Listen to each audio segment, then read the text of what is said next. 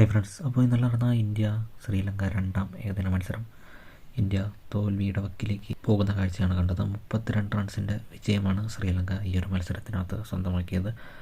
ആദ്യം അരങ്ങേറിയ ശ്രീലങ്ക നിശ്ചിത 50 ഓവറിൽ 240 റൺസാണ് 9 വിക്കറ്റ് നഷ്ടത്തിൽ അവർക്കെടുക്കാൻ സാധിച്ചത്. ശ്രീലങ്കയ്ക്ക് വേണ്ടി Fernando 40 runs, Kaushal Mendes 30 runs സ്വന്തമാക്കി. പിന്നെ അവസാന ഓവറുകളിൽ ഇറങ്ങിയ ശ്രീലങ്കയുടെ അവസാന ബാറ്റിംഗ് നിര വരെ തിളങ്ങുന്ന കാഴ്ച നമുക്ക് കാണാൻ സാധിച്ചു. അവസാനം ഇറങ്ങിയ മെൻഡീസ് 40 റൺസ്, അതുപോലെ തന്നെ ധനഞ്ജയ് 15 റൺസ് സ്വന്തമാക്കി. അങ്ങനെ ടീം ടോട്ടൽ 240 എടുക്കാൻ, ഇന്ത്യക്കെതിരെ 240 എടുക്കാൻ സാധിച്ചു.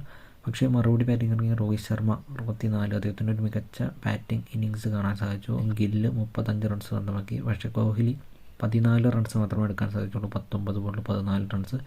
ശിവൻ ദുബെ ഈ കളിയും ഡക്കാവുന്ന കാഴ്ച കാണാൻ സാധിച്ചു. അക്ഷർ പട്ടേൽ 44 റൺസ് സ്വന്തമാക്കി. ബാറ്റിംഗ് നിര അവസാന ഘട്ടങ്ങളിലേക്ക് എത്തിയപ്പോൾ ബാറ്റിംഗ് നിര നിരാശപ്പെടുത്തുന്ന കാഴ്ചയാണ് കണ്ടത്. അങ്ങനെ ഇന്ത്യ ടോട്ടൽ ഓൾ ഔട്ട് ആവുന്ന കാഴ്ചയിലേക്ക് പോയി. 42.2 ഓവറിൽ 208 ഇന്ത്യ ഓൾ ഔട്ടായി. അപ്പോൾ ആദ്യ മത്സരം ടൈ ആവുകയും രണ്ടാം മത്സരം തോൽക്കുകയുമാണ് ഏകദിനത്തിൽ സംഭവിച്ചത്.